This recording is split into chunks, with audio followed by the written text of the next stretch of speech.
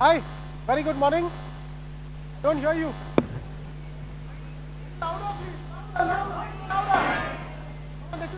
They should come in from the hotel and ask what's going on here.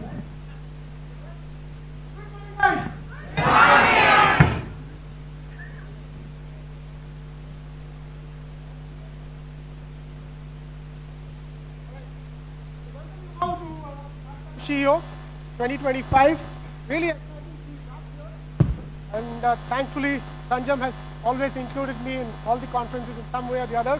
And I today play a very interesting role. I will be the grandmaster for the debate competition. And when I spoke to my wife and kid about this, that I got the grandmaster role, they said, you do this at home anyways. Only thing at home, the kind of debates that I take part in. You hear me? Okay. All right. So the debates that I take part in at home is whether pineapple goes on the pizza or it doesn't, and we haven't figured it out until now whether it does. Does it? It doesn't, right? I'm with you on that. All right. All right. Okay. Now back to business.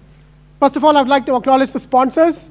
We have Captain Deepak here, ever dashing, big smile, amazing charisma. Thank you, sir.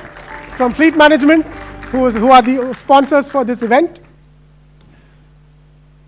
So the debate competition today will be held in 2 rounds of semifinals, followed by the final round, which would be held post-lunch. This started off with a preliminary round, which was held online. 8 universities from across India, top universities, took part in this. And after a lot of battling, we shortlisted the last 4 who are with us here today.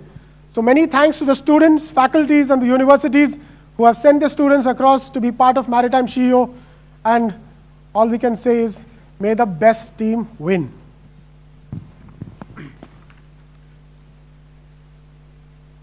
Well, I'm glad that I'm not the judge today. Really.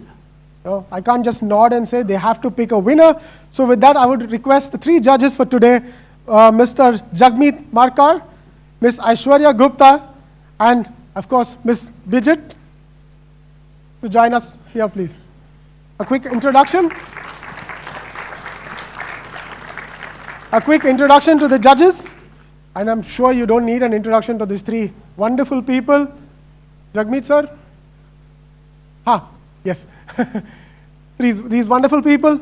Mr. Jagmeet is the director of Skill Plus in Singapore and Hong Kong, the managing principal of LSF Global, has immense expertise in chartering, cargo marketing, ship finance, technical management, and shipbuilding. And of course, he's also a great mentor for those who are looking for one, like me. I'll talk to him separately then.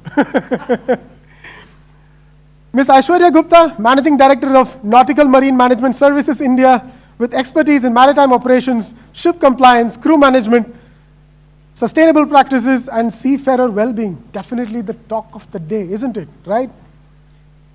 She's also a strong advocate of diversity and inclusion in the shipping industry. Known for her leadership and innovation, she brings both sharp judgment and people-centric perspective. Thank you so much for being with us, ma'am.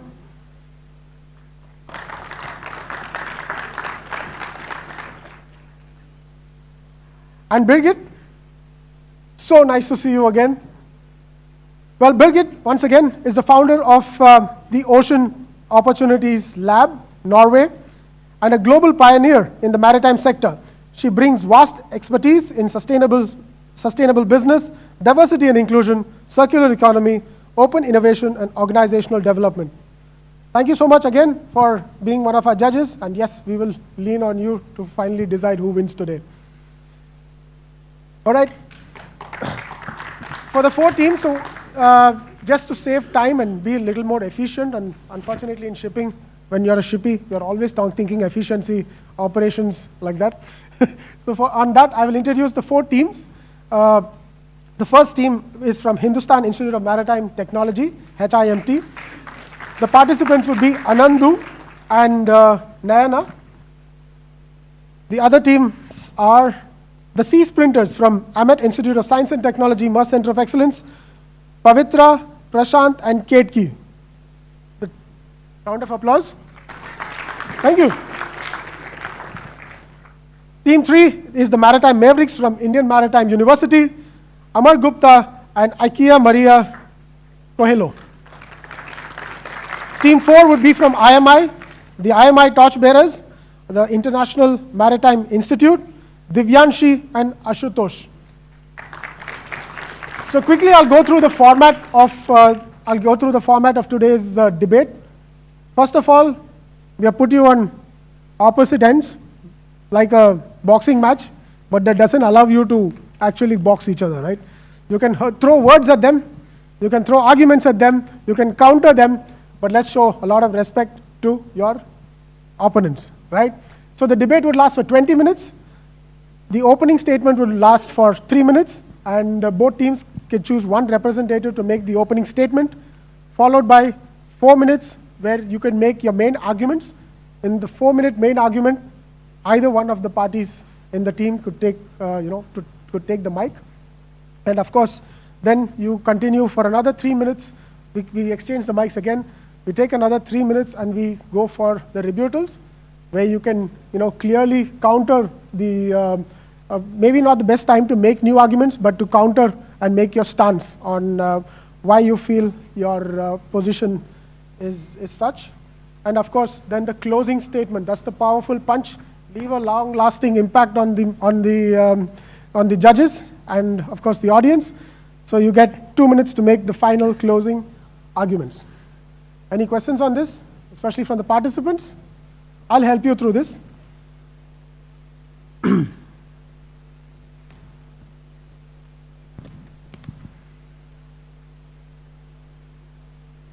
Oh, it's there.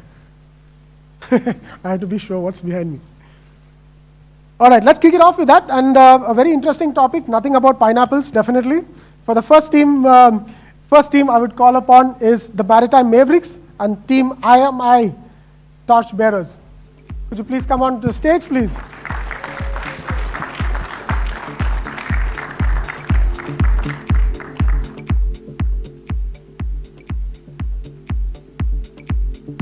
So the two teams have been given their topic in advance, so they are kind of aware what to prepare for, right? You can take anything. Which side is there?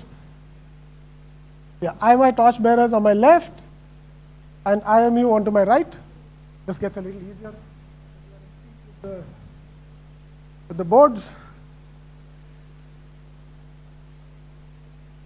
All right, with that we'll begin the topic. Is sailing under the Indian flag better than flag of convenience? Flag of conveniences are flags such as Isle of Man, Liberia, Panama, etc. When it comes to port state control, performance, and global reputation. Right? Very interesting topic. I can tell you this is, when I was a cadet, and I can tell you I did come through the cadet pipeline, right? I couldn't have spoken about this. This is, of course, the tools available today are very different, and I'm so proud to have cadets and students taking up something as important as this. All right. With that, do you have a mic with you? Could you please hand over a mic to them? It is. All right. Then I just need to figure out who is in favor.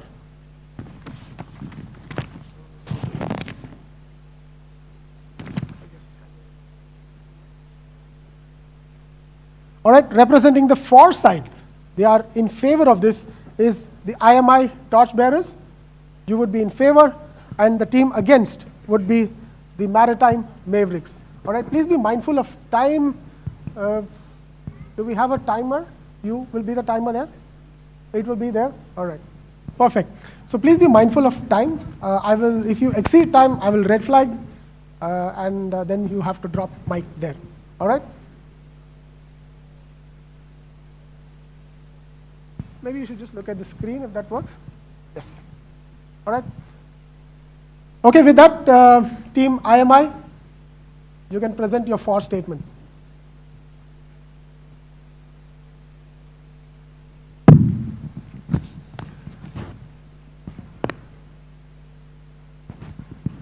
Try mine.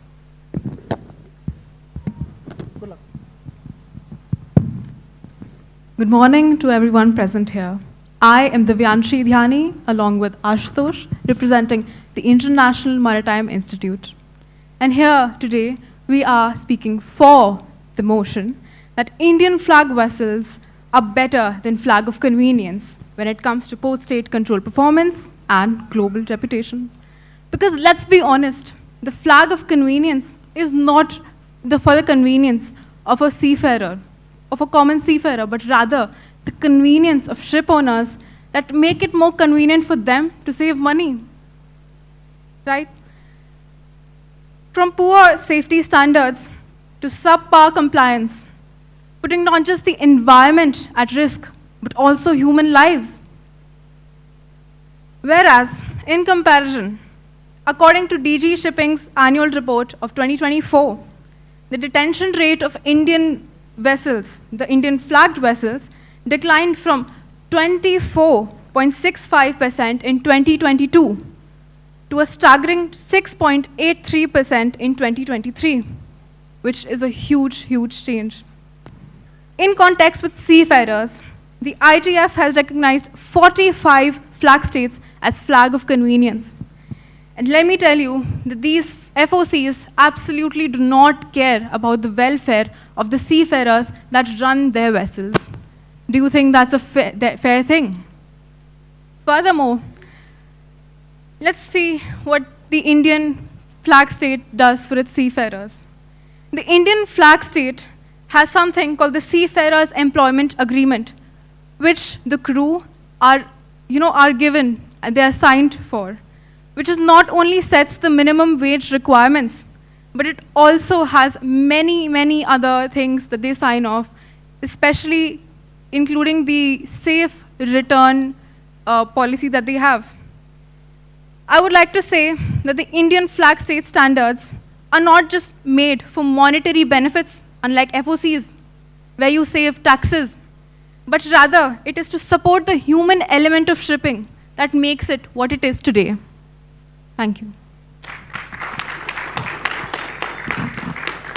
Thank you so much. I think you made a very compelling argument and you brought in very relevant data from today. How would you like to present your against statement? Check. Good morning, everyone. My name is Ikia and I'm here with Amar Gupta, representing the Indian Maritime University. The sea knows no boundaries, but regulations do. 73% of the world's commercial fleet, according to UNCTAD, is under FOCs. So when we talk about the argument that we are against, saying that sailing under the Indian flag is better than FOCs, 90% of the world's, 70% of the world's market is dominated by ships that are sailing under FOCs. You're comparing one nation to many. When you talk about FOCs, we're not talking about one nation, we're talking about a multitude. We're talking about Panama, we're talking about Liberia, we're talking about the Marshall Islands and many more alike.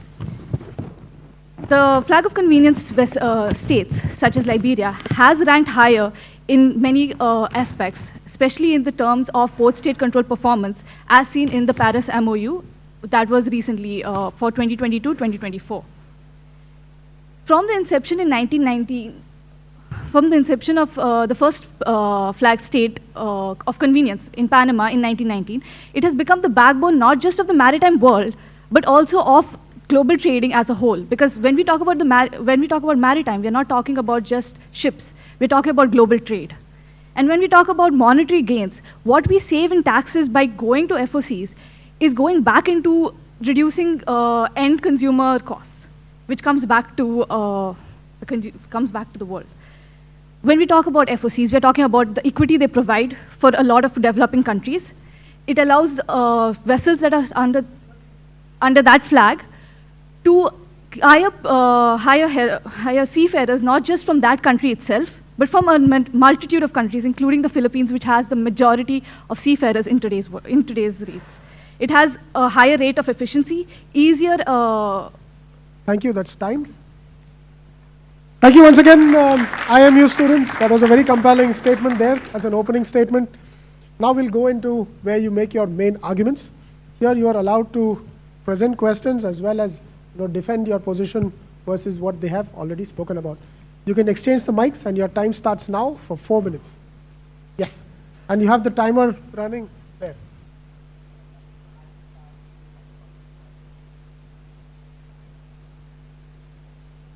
Go for it. Start with some straight facts. FOC registries are criticized historically for laxing policy.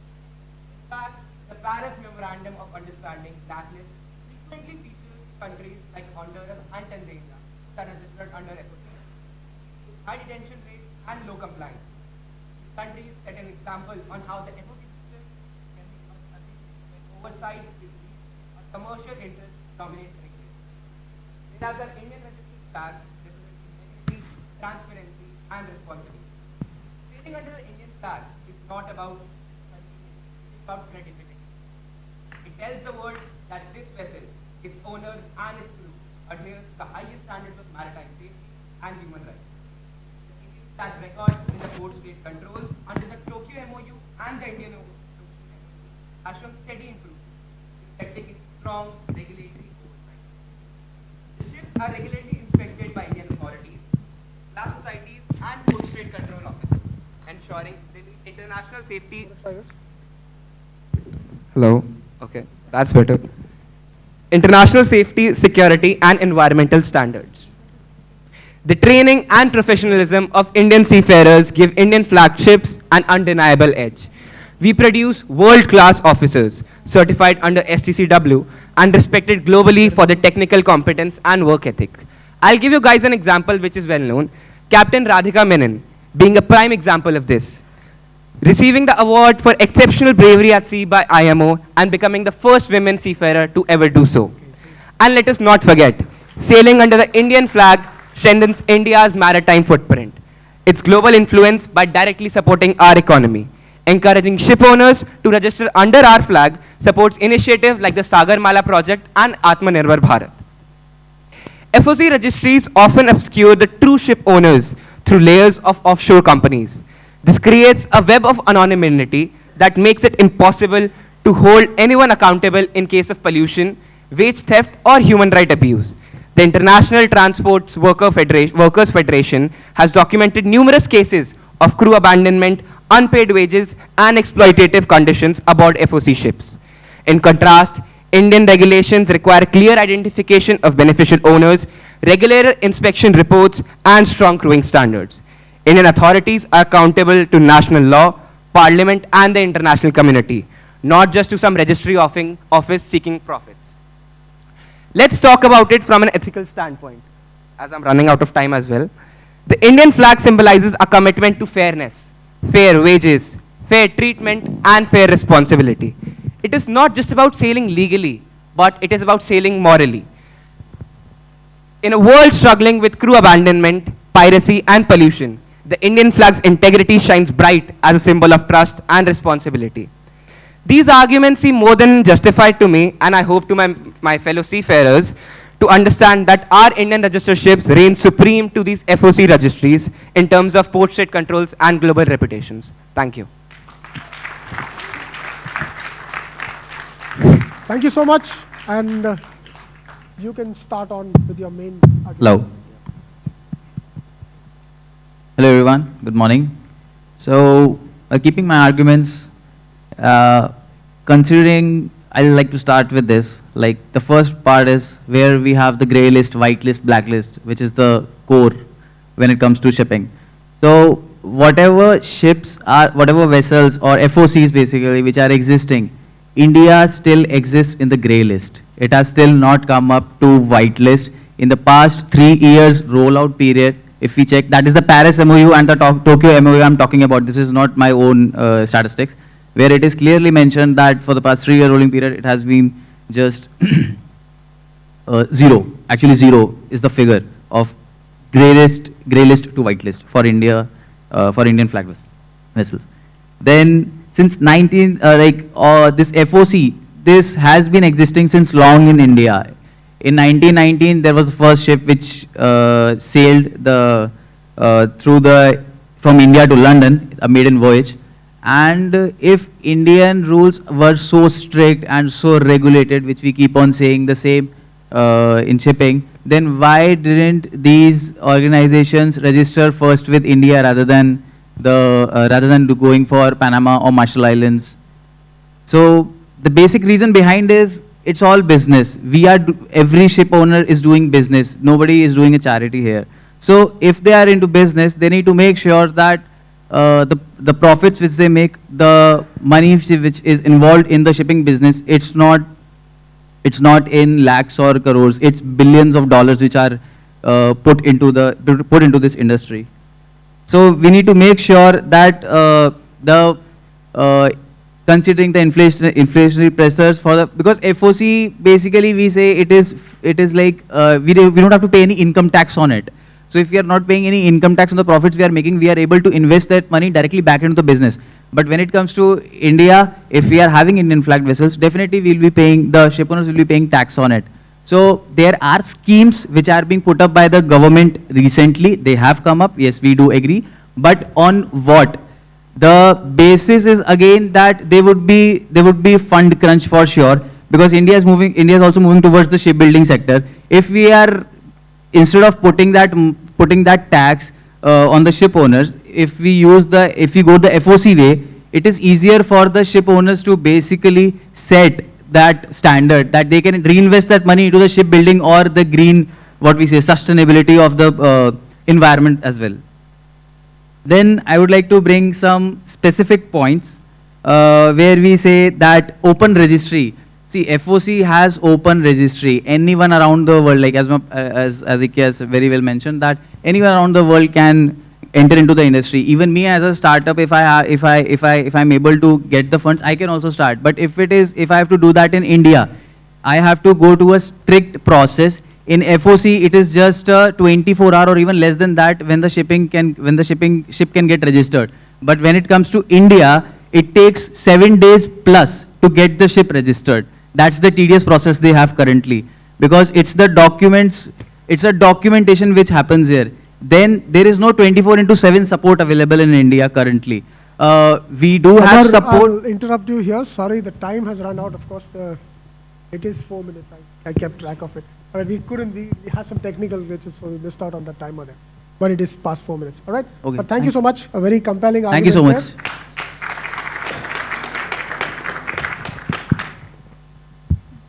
All right, then we move on to the penultimate gunfire round. All right? With that, you can begin IMI. 3 minutes on the counter. Opponents defend FOCs as if they're a safe haven for seafarers. But according to the ITF, the vessels that these FOCs often use are so old that they're actually called floating coffins. And so I would like to ask each and every seafarer in this room, would you like to sail in such floating coffins? I would not. Now, listening to my opponents, there's a certain points that I like to mention here. Is the only thing that matter monetary? Is only the monetary benefit matter? Does human life not matter? Does the environment not matter? Let me tell you this. The Seafarers Employment Agreement, the SEA, which Indian flagged vessels offer, they state not only the working wages, the working hours, but also decent accommodation and right of safe return, as I mentioned before. Unlike FOCs, where nearly 75% of abandoned ships in this year, 2025, were registered under FOCs, with FOCs like Tanzania having 26 abandoned vessels. So do the life of seafarers not matter? Another thing that I would like to mention is that they mentioned tax evasion, saving money on tax. But even after saving this money, the workers, the seafarers are underpaid under FOCs. Where is this money going from? Where is this money going to if they're evading tax? And now, 1985 or 58, that's an old story. How can you say that FOCs are more efficient while shipping? Giants like MSC and Maersk are reflagging their ships to the Indian flag state. Furthermore, I would like to contest that the cost-effective aspect might be true. Sure, there's a lot of tax that we're saving. But here's what I'd like to say.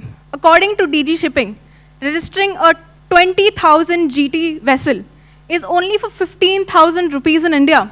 But you go to Panama, 15,000 GT vessel is for 2,64,000. That is 17.6 times higher than what it is in India. Now, the last point that I would like to add is the Port State Control of India not only looks at the condition of the vessel, but also the Port State inspectors. They make sure that they are, they're capable of being those officers. So now, as I would like to conclude, to ask my opponents, don't you think that the Indian flag state is making such strict criteria is better as compared to flag states that don't even bother fitting into basic standards?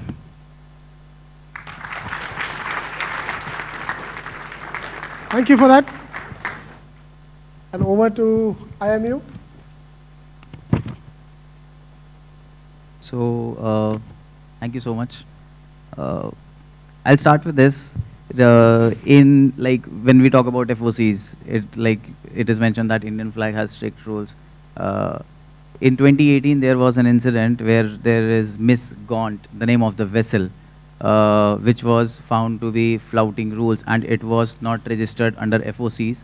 It was out of the FOCs. It was under Netherlands, and they don't come under any typical FOC. But still, they flouted rules, and they did whatever they want. And because of that, all the seafarers who were there on the ship suffered.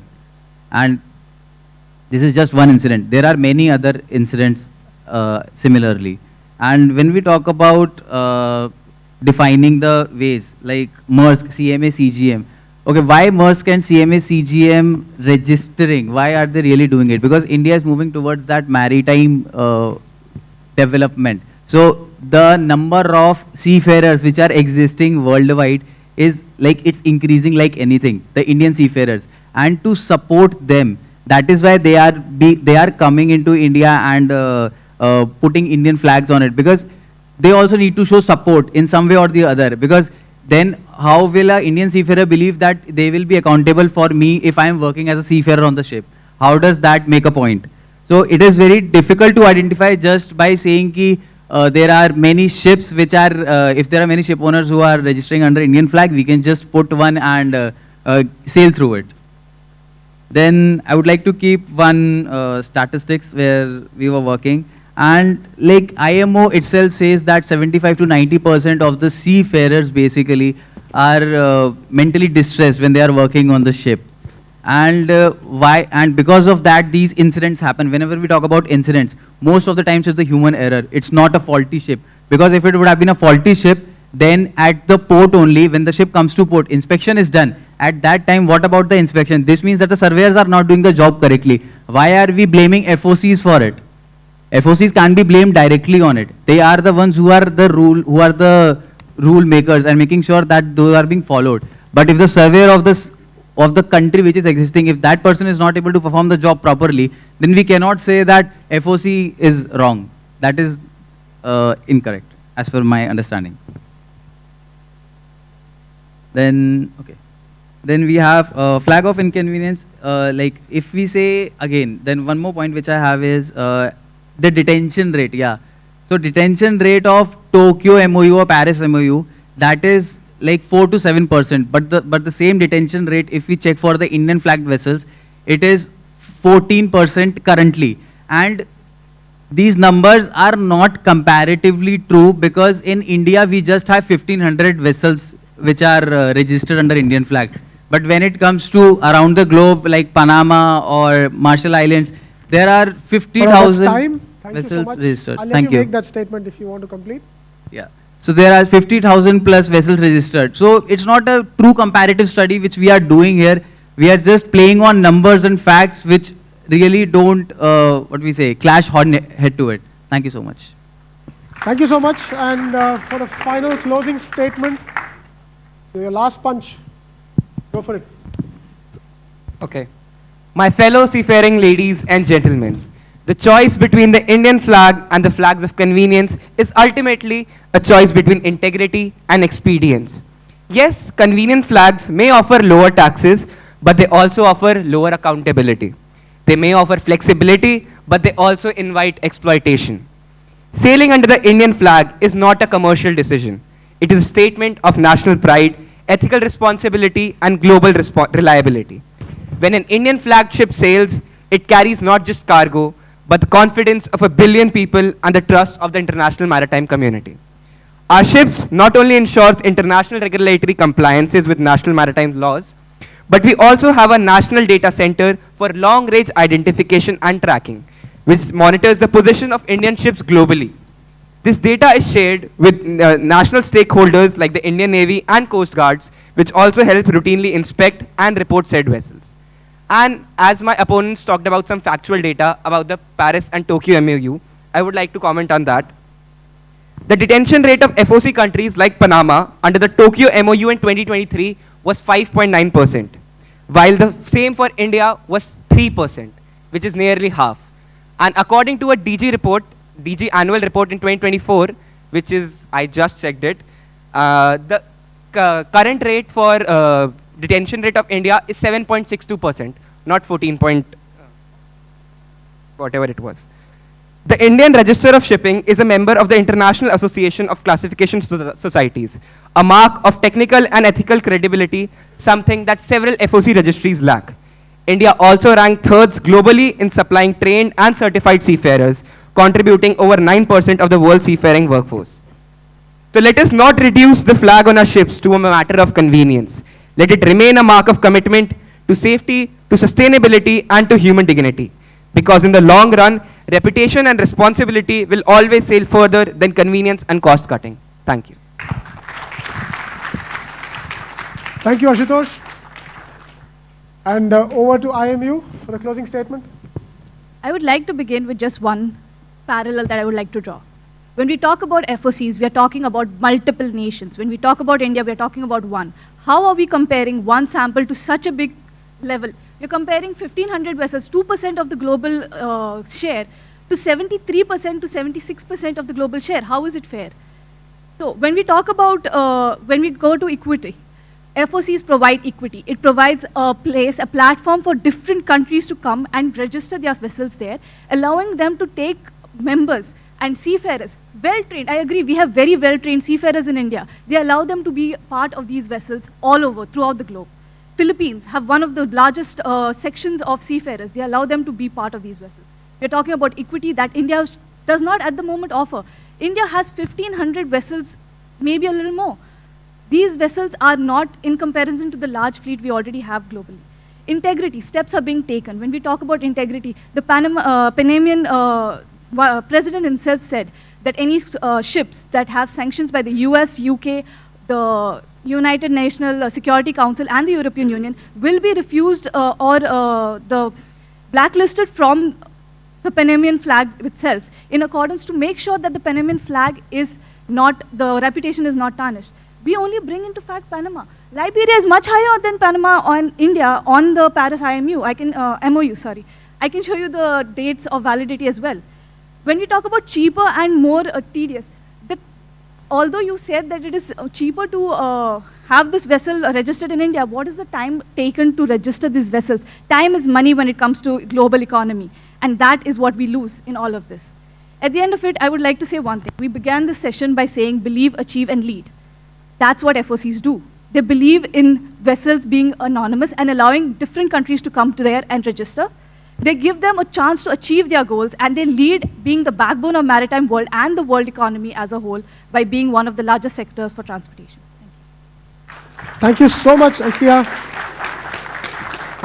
And it's a great way to start the conference because they're really keeping time so well. So all you speakers, for the next 3 days, this is the benchmark you need to really set. All right? But an incredible 20 minutes here. We saw the cadets and, of course, the IMU students wearing multiple hats. They were regulators, and all of a sudden they were seafarers, and then they were environmentalists. There was so much passion in the house, and that was quite amazing that you could bring this together. Great start to Maritime SheEO 2025. With that, I will request the judges to give us a perspective, not the results yet. We'll take the results right at the end, a quick perspective on what they feel about whether it's a flag of convenience or is there some inconvenience.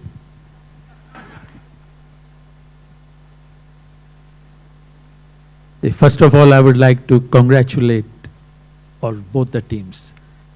I mean, if I go back to my time at your age, I don't think I ever participated in a debate like this and where all these top-class people, the honchos of the industry are sitting. Yeah, well done.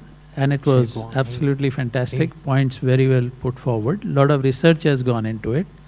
But I could see little bit of bias in terms of sentiments coming into rationale. Yeah, so when in debate, when we are talking, forget for a moment it's India. Forget for a moment. And last point that you mentioned, I feel that should have gone right on top. Because FOC, it's not one country, it's a group. If you start with Isle of Man, that's the #1. You still call it FOC because it's part of REG, Red Ensign Group, but follows MSA, right? So this is something we need to keep in perspective. The ones which are real FOC, segregate them. Just tell them, yeah, I agree with you.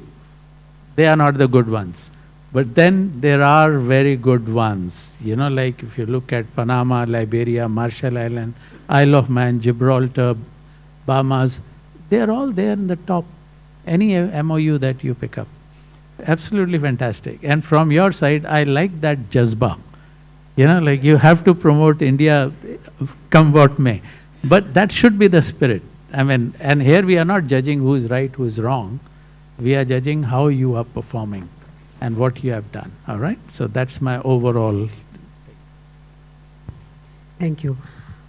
I would also want to add the same thing, that at your age, at your place where you are, the kind of debate that is going on, the kind of topic that you're debating today, it's something really commendable. Like, you know, the research has gone, and being able to talk about such topic for such a long time and giving all those points, I really, all kudos to both the teams.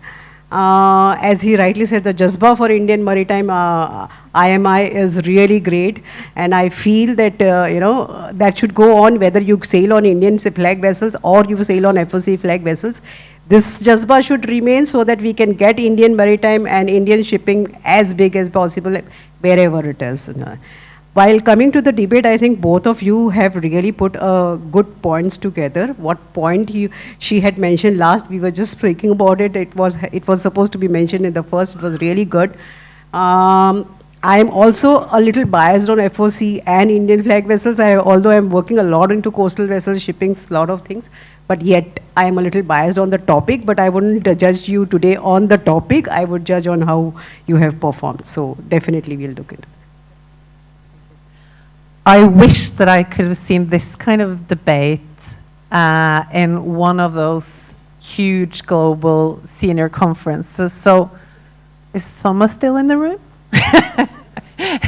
I think this is so much needed, and like the way that you have prepared to look at balancing the commercial financial needs with all of the basis for how we are actually going to recruit more people into this industry for the future, and try to really find the right fit between those two sides is incredible. I think that both teams are extremely clear, well prepared. You're confident on stage. It's really fun to watch you debate, and it is a tough topic. And I do agree as well that I had to also then look at kind of removing my own biases for kind of flag state versus FOC, right?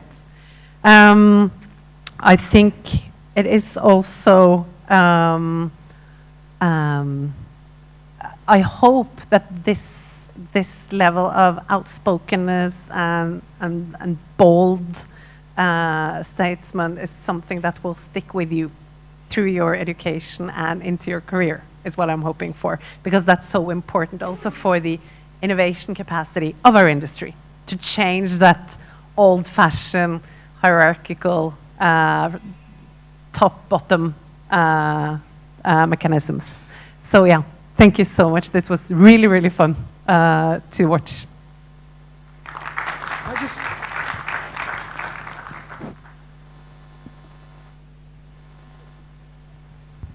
All right, thank you so much, and I'll steal one word from you there. She said bold, yes. I think that is what I could really, sense from today from you guys.